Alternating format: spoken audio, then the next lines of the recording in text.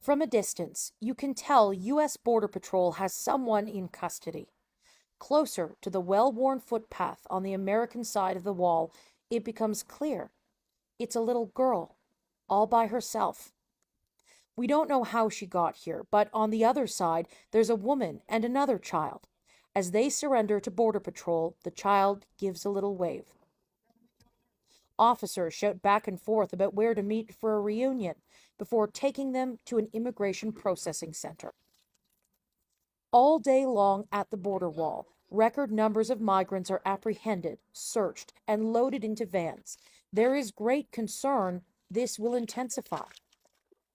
Thousands of migrants are on the Mexican side of the border and may try to cross once the COVID-era rule, Title 42, expires Thursday at midnight.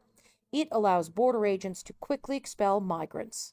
We are clear-eyed about the challenges we are likely to face in the days and weeks ahead, which have the potential to be very difficult.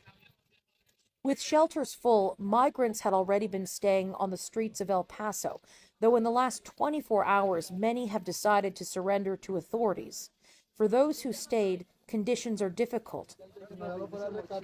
So when a vehicle full of donated clothing shows up, supplies run out pretty quickly.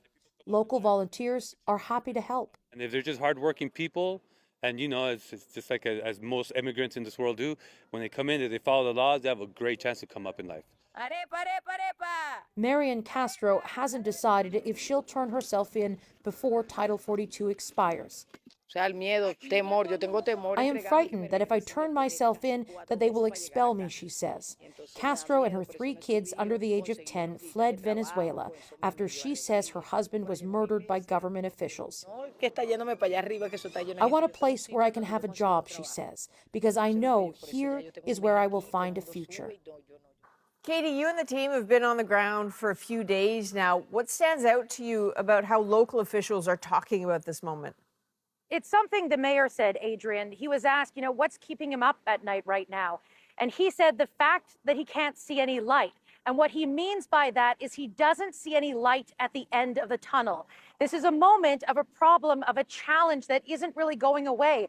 There are times when the number of migrants crossing into El Paso surges, and then it eases off, and then it surges once again. It happens in a cycle. There's no real ending in sight.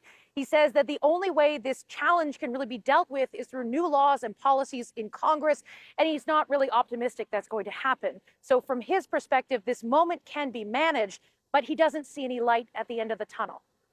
This is tough. All right, Katie Simpson, thank you.